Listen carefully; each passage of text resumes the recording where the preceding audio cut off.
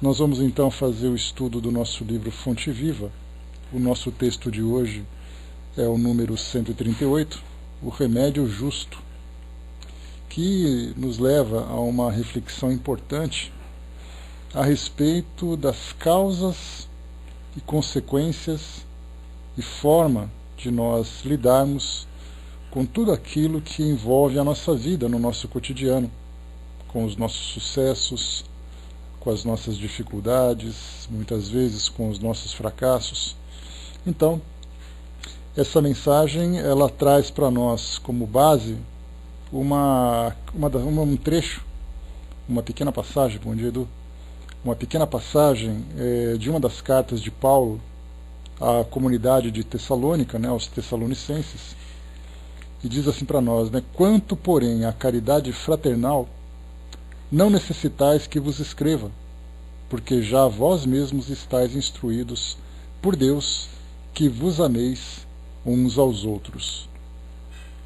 Então, inicialmente, nós temos essa reflexão importante em que Paulo de Tarso, bom dia Armando, Paulo de Tarso conversando com aqueles irmãos de Tessalônica, ele então já dizia que era desnecessário falar sobre caridade, falar sobre o tratamento amoroso de uns para com os outros, do respeito, da harmonia necessária que deve ser cultivada para que as relações sejam as mais equilibradas, as mais produtivas possíveis. Então, quando ele diz para nós que não necessitais que vos escreva, porque já vós mesmos estáis instruídos por Deus que vos ameis uns aos outros. Isso significa que aquele grupo já tinha como base, por base de ensinamento, os ensinamentos de Jesus. E nós chegamos a comentar durante essa nossa semana, em especial ontem, durante o nosso estudo do Evangelho segundo o Espiritismo, que quando nós falamos sobre os ensinamentos de Jesus e o alcance que esses ensinamentos possuem, olhando para o nosso mundo hoje, isso é extremamente necessário para nós, que nós não restringamos o nosso aprendizado apenas para nós, que falamos desse assunto, apenas para os grupos que estudam, para as instituições que se organizam em torno desses estudos.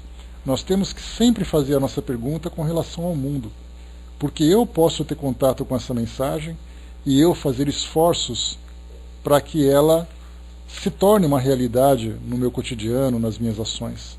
Mas geralmente nós convivemos com pessoas que, embora ouçam falar sobre esses temas, ouçam falar sobre as pregações, ou não se importam com aquilo que deveria ser aplicado, ou simplesmente não conhecem.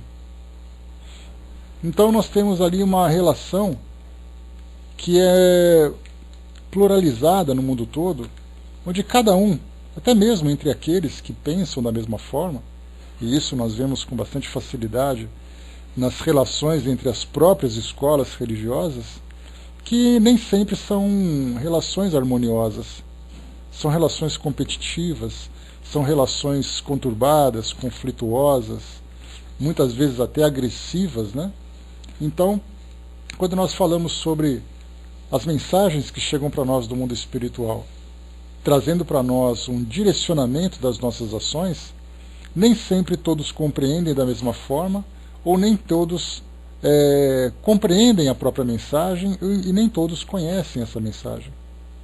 Então aqui inicialmente, e esse não é exatamente o foco do nosso estudo de hoje, mas é importante a gente destacar isso, porque o Paulo de Tarso ele escreveu então que já não há mais necessidade de dizer para aquelas pessoas que elas devem ser caridosas. Já não há mais porque eles já são instruídos com relação a isso. Mas e para aqueles que não são instruídos, como acontece hoje no nosso mundo? Geralmente nós temos um protocolo social de fazer com que desde o início uma criança tenha uma relação com alguma instituição através do batismo, através de uma escola de evangelização, através de práticas ritualísticas como o casamento, por exemplo, os sacramentos que são recebidos, mas não necessariamente acaba se afinizando com a filosofia daquela escola. E esse é o detalhe importante, porque uma escola religiosa transmite uma filosofia.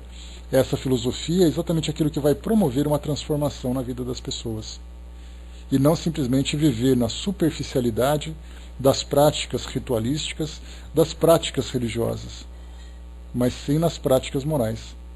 Então, por isso, quando se trata da caridade fraternal, todos nós, agora tratando de nós especificamente, que somos estudantes da doutrina espírita, que somos aprendizes do Evangelho, como chama a atenção sempre, Emmanuel, essa filosofia ela é estudada, ela é compreendida, e agora para nós falta o último passo, que embora seja o passo mais difícil de ser dado, que é exatamente a prática desses ensinamentos, muitos não conseguem nem chegar à metade dos passos que são necessários.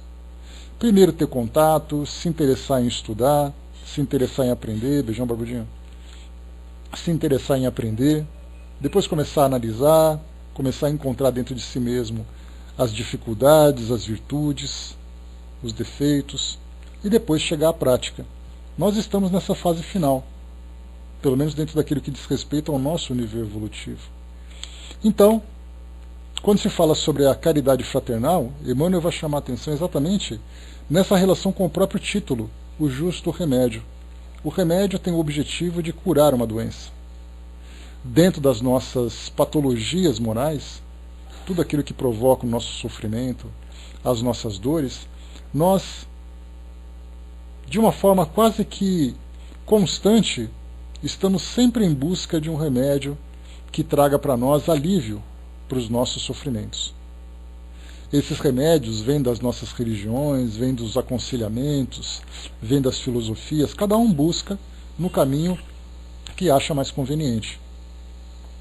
E é então o que Emmanuel chama atenção sobre esse justo remédio, trata exatamente dessa caridade sobre a qual todos nós já estamos instruídos. A caridade fraternal para conosco mesmo, ou seja, fazer, através de um esforço extra, tudo aquilo que pode nos proporcionar algum tipo de benefício.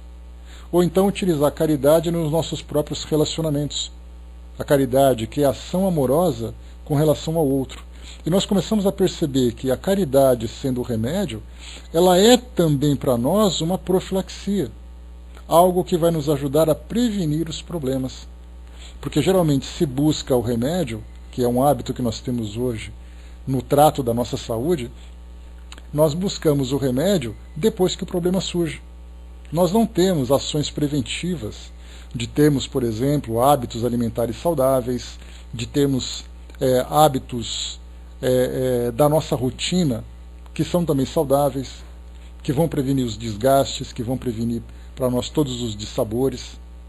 Hábitos financeiros, hábitos afetivos. Nós simplesmente vivemos os nossos impulsos de acordo com o nosso entendimento naquele momento, de uma forma geralmente, lamentavelmente, egoísta, porque nós pensamos naquilo que vai nos proporcionar um bem, ainda que seja um bem imediato, e depois a gente resolve quando surgirem as consequências. Então o remédio para nós acaba vindo sempre como tentativa de solucionar um problema que surgiu.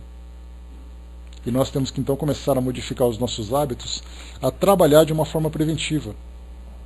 Sermos previdentes na organização das nossas finanças, sermos previdentes no trato com os nossos afetos dentro da nossa família, no nosso ambiente de trabalho, previdentes com o nosso trabalho, com tudo aquilo que diz respeito à nossa realidade aqui hoje, no mundo físico, tudo aquilo que nós fizermos com a preocupação de cuidarmos antes da realização, certamente nós até continuaremos tendo problema, porque afinal de contas nós não temos inicialmente sabedoria para lidar com todas as dificuldades.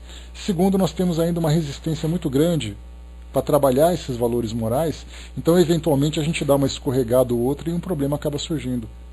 Mas certamente esses problemas surgem quando eles acabam ultrapassando a nossa capacidade de lidar com eles. Mas se nós trabalharmos preventivamente, nós certamente tiraremos a esmagadora maioria das dificuldades. Exatamente porque essa esmagadora maioria surgem por por impulsos do nosso cotidiano. Nós não temos preocupação o que eu vou falar para o outro, o que eu vou fazer para cá, que prazer que aquilo vai me oferecer. O que importa para nós é curtir o nosso momento. Só que esse curtir o nosso momento vai ter depois o seu preço. E é esse preço que geralmente vai nos proporcionar também um tipo de dor, um tipo de sofrimento. Então, trabalharmos preventivamente, nós tiramos do nosso caminho uma série de problemas. Aqueles problemas que continuam surgindo, certamente tem causas mais profundas, envolvem muitas vezes situações que fogem do nosso controle, são situações que surgiram num passado distante, que agora chegam para nós como parte das experiências de aprendizado que nós precisamos vivenciar. Então, se nós tirarmos os problemas básicos do nosso dia a dia, já vai ser o suficiente para a gente diminuir significativamente, substancialmente, as dores que nós vivenciamos hoje. Então, é nesse sentido que o nosso texto hoje traz essa mensagem. Observemos aqui, então, o que Emmanuel traz para nós. Ele diz assim: em sua missão de consolador, recebe o Espiritismo milhares de consultas partidas de almas ansiosas que imploram socorro e solução para diversos problemas. Aqui é um pai que não compreende e confia-se a sistemas cruéis de educação. Ali é um filho rebelde e ingrato que foge à beleza do entendimento. Acolá é um amigo fascinado pelas aparências do mundo e que abandona os compromissos com o ideal superior. Além, é um irmão que se nega ao concurso fraterno. Noutra parte, é o cônjuge que deserta do lar. Mais adiante, é o chefe de serviço insensível e contundente. Contudo, o remédio para a extinção desses velhos enigmas das relações humanas está indicado há séculos nos ensinamentos da Boa Nova. A caridade fraternal é a chave de todas as portas para a boa compreensão. O discípulo do Evangelho é alguém que foi admitido à presença do Divino Mestre para servir. A recompensa de semelhante trabalhador, efetivamente, não pode ser aguardada no imediatismo da terra. Como colocar o fruto na fronte verde da plantinha nascente? Como arrancar a obra-prima do mármore com o primeiro golpe do cinzel? Quem realmente ama, em nome de Jesus, está semeando para a colheita da eternidade. Não procuremos orientação com os outros para assuntos claramente solucionáveis por nosso esforço. Sabemos que não adianta desesperar ou amaldiçoar. Cada espírito possui o roteiro que lhe é próprio. Saibamos caminhar, portanto, na senda que a vida nos oferece, sob a luz da caridade fraternal, hoje e sempre. Então nós vimos aqui várias situações trazidas para nós por Emmanuel naquilo que diz respeito às nossas relações de relação de paternidade, de filiação, de fascinação com as ideias do mundo, com alguém que se nega ao autossacrifício em benefício do outro. Dentro do nosso ambiente profissional, encontramos também aquele que muitas vezes é intolerante e agressivo. Dentro das nossas relações mesmo dentro das nossas instituições, na igreja, no centro espírita, onde quer que seja, nós sempre encontraremos também ali os dissabores, sempre encontraremos os conflitos, porque afinal de contas, independente dos locais onde as pessoas se encontrem, nós sempre estaremos lidando com relações humanas. Nessas relações humanas, temos ali as pessoas com dificuldades de lidarem com os seus sentimentos, com os seus medos, com as suas culpas. Então, acabamos inevitavelmente entrando nesses conflitos. Então, a grande orientação que é trazida para nós aqui por Emmanuel, e claramente vem como base daquilo tudo que Jesus ensinou, quando ele diz para nós, que nós devemos amar a Deus sobre todas as coisas e ao próximo como a nós mesmos. Esse amar a Deus sobre todas as coisas já diz inicialmente que amar a Deus é amá-lo naquela pessoa que nós personalizamos. Lembramos que quando nós estudamos sobre as características de Deus, lá no primeiro capítulo, no segundo capítulo do nosso livro A Gênese, nós procuramos entender exatamente de que forma que nós podemos ver a natureza de Deus. Alguns o veem como uma personificação humana, aquele homem de barbudinho, né? Não é o barbudinho daqui, é outro barbudinho, né? Um homem de barba, de roupa branca, sentado naquele trono dourado, rodeado de anjos. Outros ali vendo Deus com aquela face desenhada nas nuvens. Outro entendendo Deus como uma energia cósmica. Outro entendendo Deus como sendo uma inteligência, como os próprios Espíritos trouxeram para nós, a inteligência suprema, a causa primeira de todas as coisas, mesmo que nós não consigamos visualizar o que significa essa inteligência, então cada um de nós interpreta Deus do seu próprio modo. Fazendo aquela brincadeira que nós já chegamos a fazer da outra vez, fazer uma sugestão para vocês: fechem os olhos e imaginem Deus. Qual é a imagem exatamente que aparece para nós? Porque nós temos uma necessidade ainda de materializar os nossos pensamentos. Não podemos pensar ainda, não temos essa capacidade de pensar de uma forma tão abstrata assim. Então, ao imaginarmos fechar os olhos e imaginar Deus, cada um vai ter Deus a partir das suas próprias referências, da sua própria cultura, do seu próprio aprendizado. Teve até uma experiência interessante feita com crianças de várias religiões, para que cada uma delas falasse sobre Deus. E elas então desenharam Deus. E nós tivemos ali imagens das mais curiosas, dentro dos padrões infantis, imagens belíssimas, em que cada criança interpreta a figura de Deus. Então, quando nós falamos amar a Deus sobre todas as coisas, nós amamos então essa entidade, essa pessoa, essa divindade, essa inteligência, cada um interpretando do seu modo. E amar a Deus significa exatamente amá-lo por aquilo que Ele é, e amá-lo por aquilo que Ele fez, e amar também as suas criações. Tudo isso sustentado por aquelas leis que nós aprendemos, as leis naturais, as leis divinas. Então nós amamos a natureza, porque a natureza é uma criação divina. Nós amamos as pessoas pelo sentimento de fraternidade que nos une como sendo todos criaturas do mesmo ser, do mesmo Criador. Nós amamos o nosso corpo porque o nosso corpo foi uma concessão divina para o nosso aperfeiçoamento. Nós amamos a nossa casa porque a nossa casa é exatamente o ambiente que nos foi oferecido por Deus para que nós pudéssemos nos proteger, nos acolher a nossa família. Nós devemos amar o nosso trabalho porque o trabalho foi exatamente aquilo que nos foi oferecido como instrumentos de aperfeiçoamento e do nosso próprio sustento também.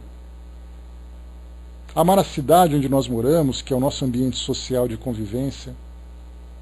Amar tudo. Então nós vemos que amar a Deus, sobre todas as coisas, é uma expressão que tem uma profundidade tão grande que nós ainda sequer compreendemos.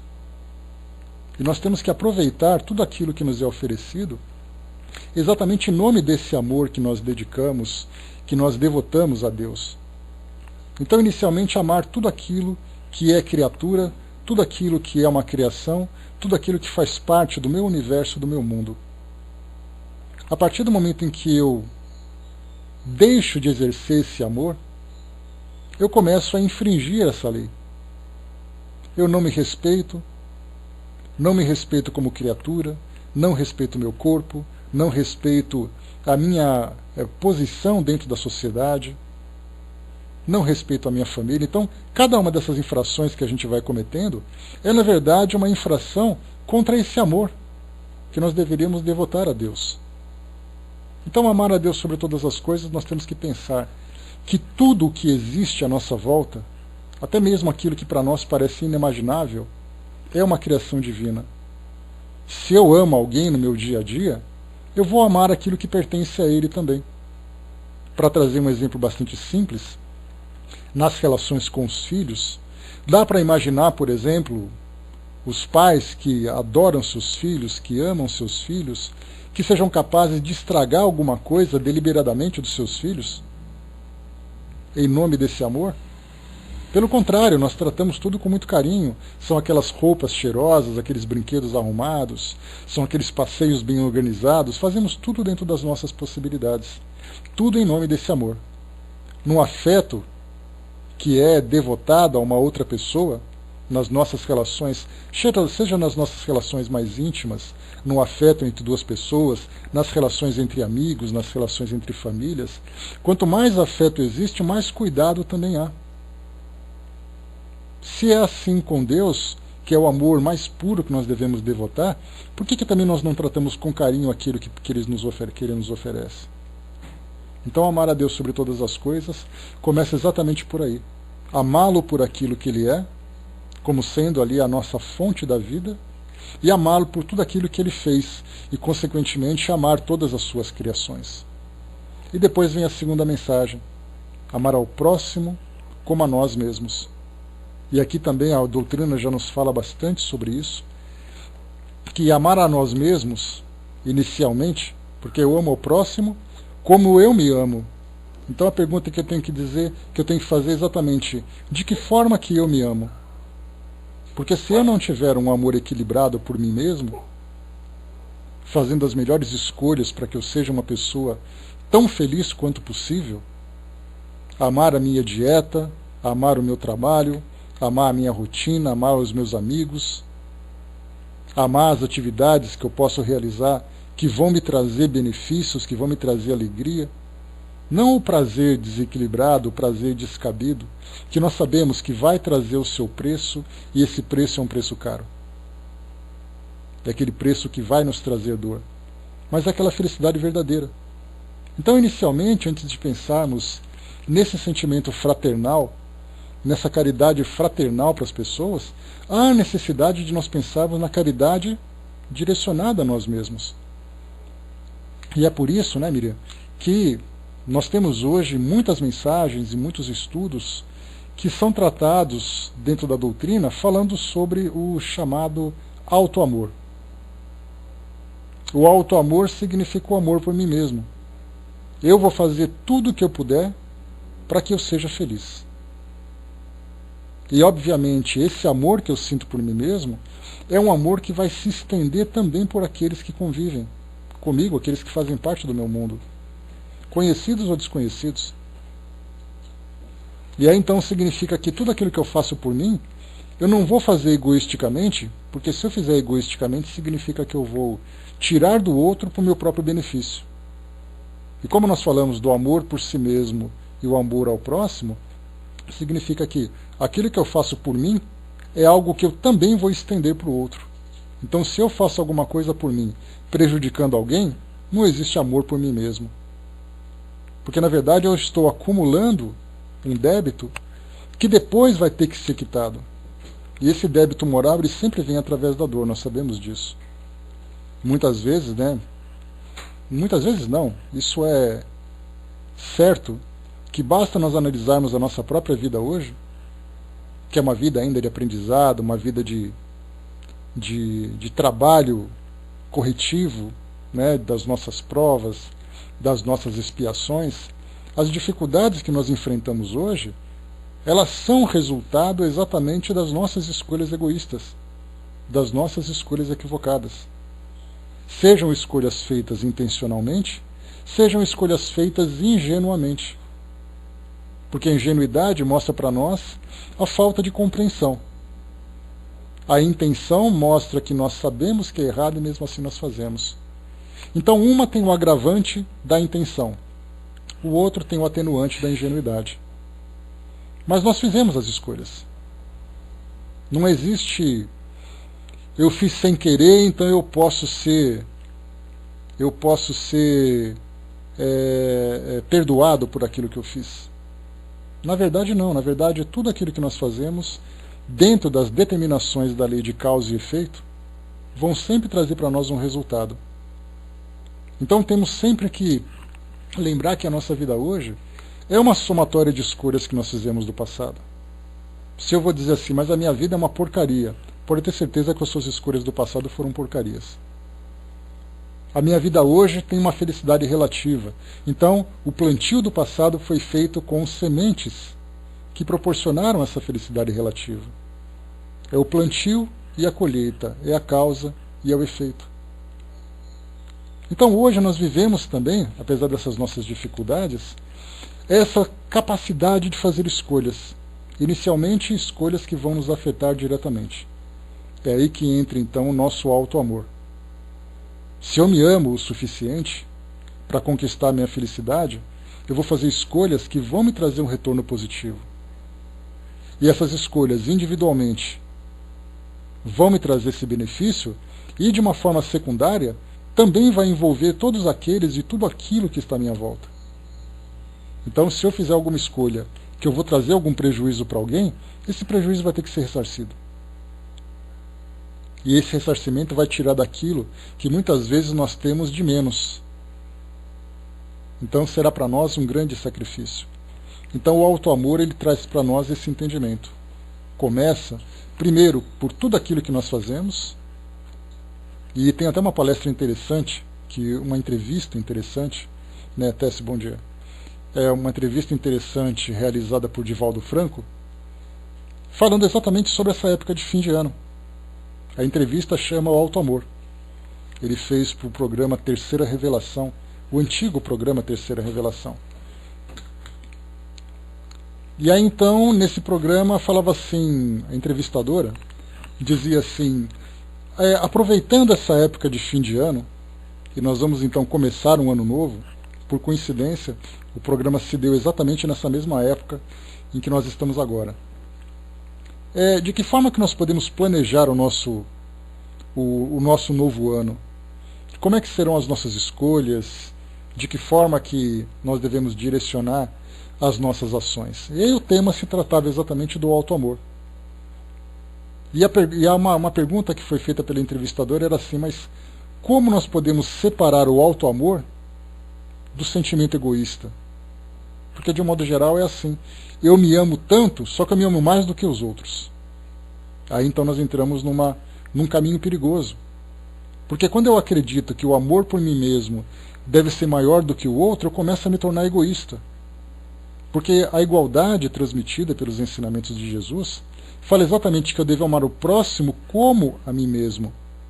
E não amar a mim mesmo mais do que o próximo. E tampouco amar o próximo mais do que a mim mesmo. Porque se eu amo o próximo demais, mais do que a mim mesmo, eu deixo de fazer por mim aquilo que para mim é importante, para o meu próprio desenvolvimento. É um sacrifício que a gente percebe que dentro dos estudos que nós desenvolvemos, principalmente dentro dos aspectos filosóficos, que são aqueles indivíduos que vivem em sacrifício. Mas é um sacrifício tão intenso que ele pratica, que ele se esquece do seu próprio desenvolvimento. Então sim, ele tem o mérito de ter se sacrificado, mas ele cometeu o erro de não ter se percebido como um espírito em evolução. Então ele se sacrifica a si próprio, sacrifica a sua própria família, sacrifica as suas responsabilidades em nome do próximo. Então nós percebemos que essa relação de amor, entre amor por nós mesmos e amor pelo nosso semelhante, deve ser uma relação equilibrada. Nem mais para um lado, nem mais para o outro, porque ambos trarão resultados dolorosos, resultados negativos. Então, quando se tratava, nessa entrevista com o Divaldo, voltando para ela, quando comentava como é que nós podemos separar o auto-amor do amor egoísta, se é que nós podemos chamar o amor de egoísta, né? É só uma expressão, porque o amor nunca é egoísta. Até mesmo Paulo de Tarso, né, nas suas cartas, ele falava, né, ainda que eu falasse a língua dos anjos, que eu falasse a língua dos homens, sem amor eu nada seria. Eu seria como aquele sino que toca, que é frio. Enfim, toda aquela beleza poética que ele traz para nós a respeito do amor. Então o amor não pode ser egoísta, o amor não sofre, e isso o próprio Camões conseguiu interpretar isso de uma forma belíssima, e depois se tornou uma música da nossa querida e saudosa Legião Urbana. Então falava do amor nos seus vários aspectos. Então o amor não pode ser egoísta. Mas então, como separar então o auto-amor do egoísmo? O egoísmo só pensa em si próprio. O auto-amor pensa naquilo que você faz, já preocupado em disseminar, em repartir, numa linguagem bastante atual, em compartilhar. Seria mais ou menos como se nós tivéssemos aquelas habilidades culinárias e nós tivéssemos aquela vontade de fazer aquele delicioso bolo de chocolate. E aí então a gente vai preparar uma festa com muitos convidados e nós vamos dizer assim: eu vou fazer o melhor bolo de chocolate que eu puder, porque eu sei que eu vou dividir esse bolo com outras pessoas que também virão compartilhar a mesma felicidade. Então esse bolo de chocolate que é representado dentro dessa guloseima para todos nós, também deve ser entendido como todas as nossas ações, como as nossas escolhas, com os nossos pensamentos. Nós convidamos pessoas para conviver na nossa vida, para fazer parte da nossa vida. Então eu tenho que oferecer para elas o melhor que eu tenho dentro de mim, o melhor que eu posso fazer. E todas as pessoas que cruzam meu caminho, não cruzam meu caminho por acaso. Nós já estudamos sobre isso, aquilo que acontece na nossa vida pessoal, na nossa vida familiar, na nossa vida social. Já falamos sobre amar a Deus sobre todas as coisas, em que todas as criaturas e todas as suas criações têm origem exatamente nesse ser supremo a que nós devotamos esse amor incondicional. Então devemos amá-los também. E isso a gente fala que é muito bonito, né? Amar a Deus sobre todas as coisas, amar o universo. E nós chegamos a comentar sobre isso nessa nossa semana, naquela questão de: se você joga um papel no chão, você está desrespeitando o ambiente que foi criado para você viver. O ambiente que foi criado para outras pessoas que estão compartilhando com você aquele mesmo espaço.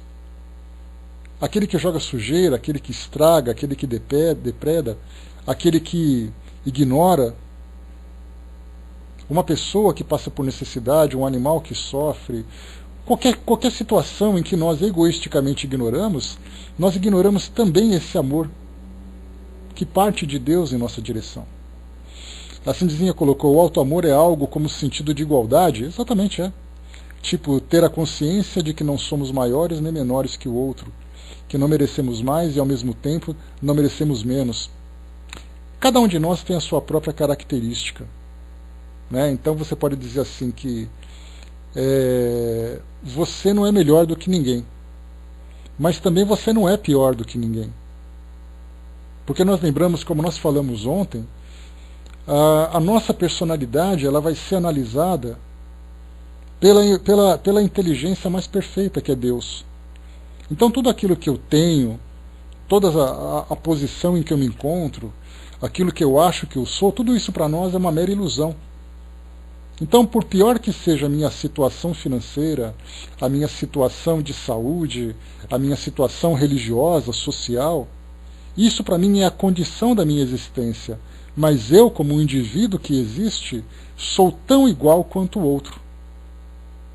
A importância que eu tenho para o universo, para a gente ter uma ideia, é a mesma importância que Jesus tem para o universo.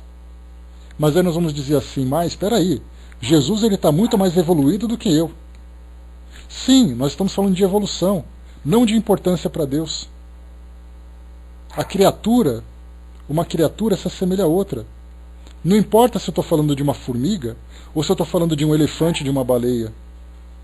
Isso é uma questão de tamanho, é uma questão de evolução biológica, de evolução de princípio espiritual. Mas ambos são criaturas. E sendo criaturas, têm a mesma importância para Deus. E a gente traz aquela lembrança, né, daquela passagem de Madre Teresa, que dizia que eu posso ser apenas uma gota no oceano, mas sem mim o oceano já não seria o mesmo. O oceano seria todo o oceano menos uma gota. E se nós fôssemos tirando cada pessoa que não se acha importante, nós chegaremos num ponto em que o oceano simplesmente desapareceria, porque ele é formado por gotas. Então o auto-amor, ele é algo que nos coloca em plena harmonia. E ela é sempre, né, Barbudinha? Essa é uma frase que a gente jamais pode deixar de utilizar, porque ela é extremamente valiosa. Então, quando nós falamos do auto-amor, nós falamos de todas as escolhas que nós fazemos por nós e que nos coloca em plena sintonia com essas leis divinas. e que, consequentemente, vai acabar refletindo também sobre o amor ao próximo. Então, assim, olha, eu não estou com vontade de fazer tal coisa. Essa coisa é necessária ou não é necessária? Essa coisa é importante ou não é importante? Você está sendo só um pouquinho preguiçoso ou está sendo relaxado? Então, tudo aquilo que a gente vai escolhendo, em termos de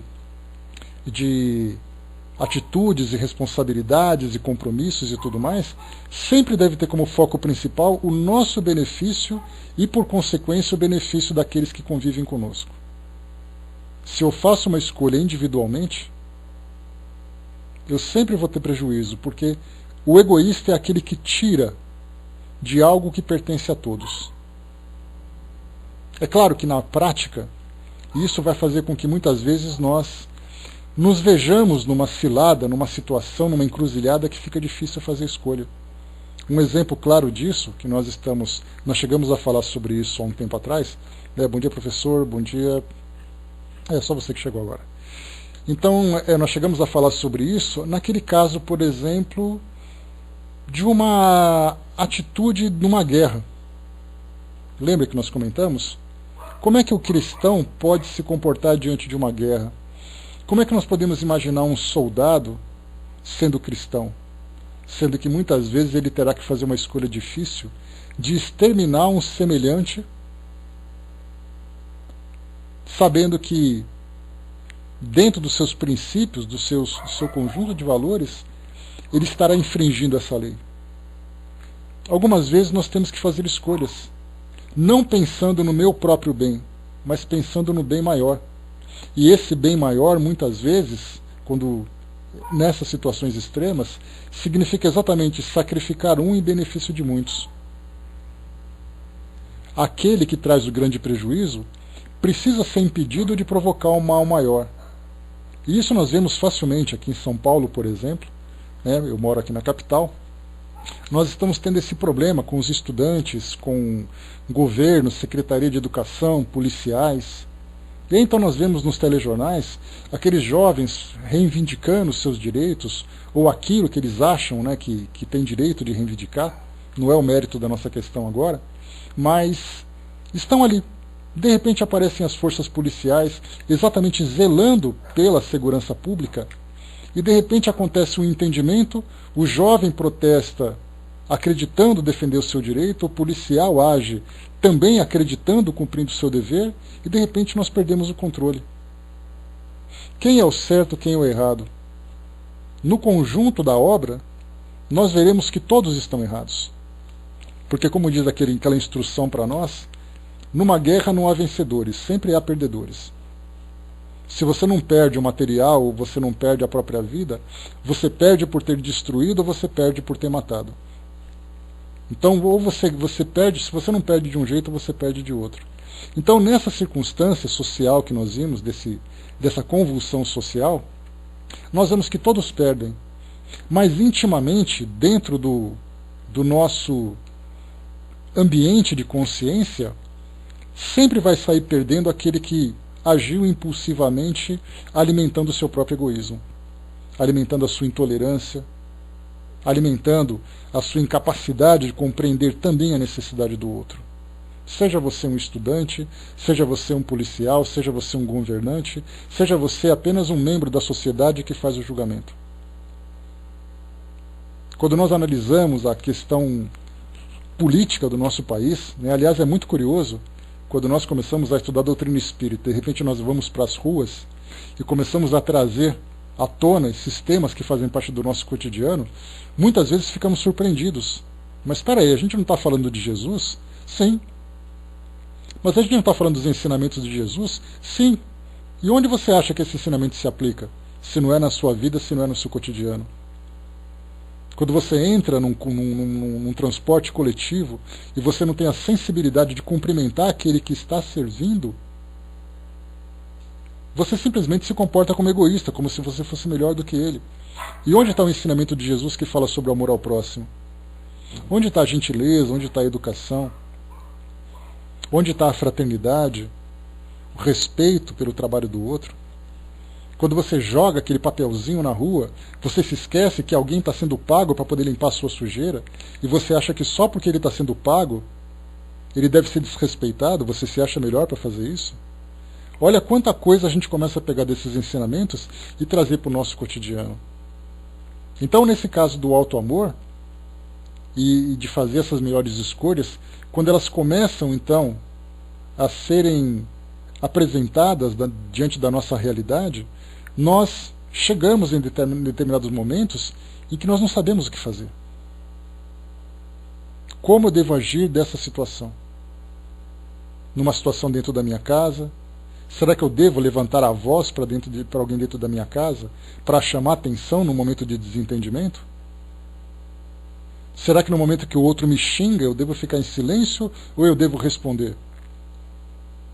Aí me lembro de uma passagem de Joana de Ângeles, que ela simplesmente diz assim: na dúvida siga seu coração. Mas o coração ele precisa estar muito bem irrigado, muito bem iluminado por esses ensinamentos, para que o coração não faça uma escolha egoísta. Mas certamente, se nós agimos e erramos de uma forma ingênua, nós temos então, como disse anteriormente, temos esse atenuante. Porque eu não tive a intenção de errar. Eu certamente agi tentando acertar. Agora, se eu ajo impulsivamente e também com conhecimento de causa, aí então eu assumo todas as responsabilidades pelas consequências das minhas ações. No que diz respeito a mim mesmo e no que diz respeito a atingir as pessoas à minha volta ou atingir o ambiente onde eu estou convivendo. Então a gente tem que aprender inicialmente tudo aquilo que, o significado desse ensinamento que chega para nós. O que exatamente significa amar a Deus? O que significam os ensinamentos e o exemplo que Jesus trouxe? De que forma que nós devemos aplicar isso no nosso dia a dia, no nosso cotidiano?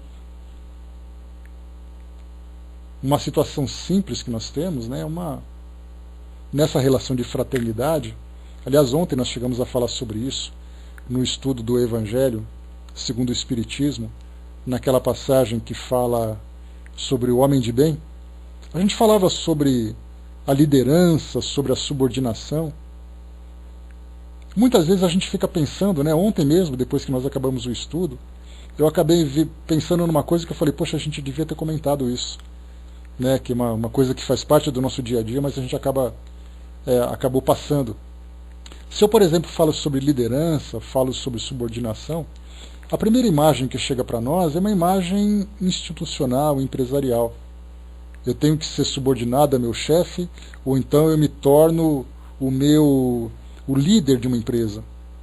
Mas, na verdade, quando a gente traz isso para dentro de casa, nós interpretamos o papel de instrutores e também interpretamos o papel de aprendizes. Então, o modo como nós falamos com as pessoas, que é muito interessante, eu trabalho com aulas complementares, né, com apoio pedagógico, com crianças e tudo mais, e é muito comum os pais chegarem para mim e falarem assim: olha, eu estou te ensinando porque eu não tenho paciência para ensinar para ele. Eu estou te procurando porque eu não tenho paciência para falar com ele. Então você começa a falar assim: olha, esse negócio é assim, assim. Aí o outro faz errado. Será que você não está entendendo o que eu estou te explicando? Por acaso você é burro, alguma coisa assim? Então a gente começa a mudar o tom de voz, a gente começa a mudar as expressões. Tudo isso mostra que aquela liderança que deveria ser praticada, liderança porque aquele assunto é do nosso conhecimento, mas não é do outro. Então a nossa posição naquele momento nos coloca numa condição um pouquinho, eu não vou dizer superior, mas numa condição um pouco mais influenciadora, de instrutor naquele momento. De uma certa autoridade, por que não? Né? Uma autoridade no assunto, uma autoridade moral. Então o modo como nós falamos, o modo como nós recebemos aquela instrução, a rebeldia do aprendiz que alguém está ensinando, e fala assim: não precisa me ensinar não, que eu faço sozinho. Olha o orgulho, olha o egoísmo. Então essa caridade fraternal, ela se mostra em situações tão simples, mas tão rotineiras, que nós acabamos negligenciando. A gente fica preocupado com os grandes estragos, com os grandes eventos, e a gente se esquece daquilo que é o mais simples. Quando a gente pensa, por exemplo, numa criação de Deus, a primeira coisa que a gente faz é olhar para o céu e procurar as estrelas e as galáxias. Sendo que numa formiguinha que está do nosso lado, ali tem vida. Vida concedida por Deus. Leon Denis, um livro que eu sempre recomendo para vocês, para a gente finalizar o nosso exato, né, Miriam? O nosso estudo de hoje, naquele livro O Grande Enigma. Eu recomendo para vocês, para quem tiver oportunidade. É um livreto fácil, vocês encontram na internet. É um livro muito poético de Leon Denis, chamado O Grande Enigma. Ele então procura apresentar Deus para todos nós, onde Deus se expressa naquilo que é o mais patente, naquilo que é o mais contundente, que vem exatamente ser as suas criaturas. Então ele fala de Deus nas águas, Deus nas montanhas, Deus nas flores, Deus na vida. Quando nós começamos a entender a presença de Deus em cada um desses elementos que fazem parte do nosso universo, nós começamos a nos relacionar de uma forma diferente deles. Então, por isso, essa fraternidade, essa caridade fraternal, é exatamente como o título da mensagem de hoje para nós, é o justo remédio. Só que muito mais do que nos preocuparmos em tratar as nossas doenças morais com esse justo remédio, vamos fazer um tratamento preventivo para evitar que a doença surja. Tanto quanto possível. Não conseguiremos evitar. Não há pessoa que tenha o hábito mais saudável do mundo que não passe por um dissabor na sua saúde. Mesmo que é que a Andréa não está aqui, né? Senão eu já dar uma cutucada nela. Ela tem uma comida assim, extremamente saudável, um hábito extremamente equilibrado, né? Os hábitos de vida do seu cotidiano. Então, mas nem por isso deixa de passar seus dissabores. Às vezes sai ali uma dor aqui, sai um resfriado ali. Por mais saudável que seja, o problema vai surgir. Só que isso foge do nosso controle. Mas aquilo que diz respeito às nossas escolhas, às nossas decisões, nós podemos promover uma revolução na nossa vida. Simplesmente fazendo as escolhas certas, escolhendo o momento de agir, o momento de esperar, o momento de silenciar, o que eu devo responder, se eu devo responder, quando eu posso ajudar, quando eu preciso ser ajudado. Essa sabedoria a gente vai desenvolvendo aos poucos. E através dessas mudanças de condutas, nós vamos também mudando a nossa vida. E façamos isso agora. Porque se nós começarmos a colocar em prática agora, nós teremos resultados imediatos. E vamos perceber isso claramente para nós. E depois, com o passar do tempo, nós vamos aumentando a nossa capacidade de promover mudanças mais profundas, que essas são as mais difíceis. E depois conseguiremos também, através desse amor fraternal, dessa caridade fraternal, promover mudanças também em todos aqueles que estão próximos a nós. O Hermes colocou, né, vamos considerar sempre problemas como sendo motivos para a evolução. Sim, também não colocar problemas como sendo castigo, punição, mas sempre estímulos. Então pensemos sempre nisso, no justo remédio. No remédio para curar aquilo que existe já de doença instalada em nossa vida, em todos os seus aspectos, mas comecemos também agora a mudar os nossos hábitos para começarmos a prevenir aquilo que possa surgir como sendo algo que vai nos provocar algum tipo de dor. Então, pessoal, esse é o nosso tema de hoje. É o texto número 138, O Justo Remédio, aqui do nosso livro Fonte Viva. Né, ensinamentos extremamente importantes para nós, extremamente valiosos para nos apontar uma direção, porque na verdade nós todos estamos aqui nesse nosso mundo em busca de uma direção para sermos felizes. Então temos ali aquele grande farol que brilha no horizonte, que é exatamente Jesus. E esses ensinamentos chegam para nós como um mapa que vai trazer para nós todo o percurso que deve ser percorrido. Cada um percorre do seu próprio jeito, de acordo com o seu aprendizado, com suas crenças, com suas capacidades, mas todos seguindo na mesma direção, que é o mais importante. E isso não é um ensinamento que diz respeito apenas a nós espíritas, a nós que somos cristãos, mas são ensinamentos que dizem respeito a todo o universo. encarnado ou desencarnado, não importa onde nós estejamos, todos nós somos regidos por essa mesma melodia. Então, ouçamos o que ela transmite para nós e vivenciamos principalmente.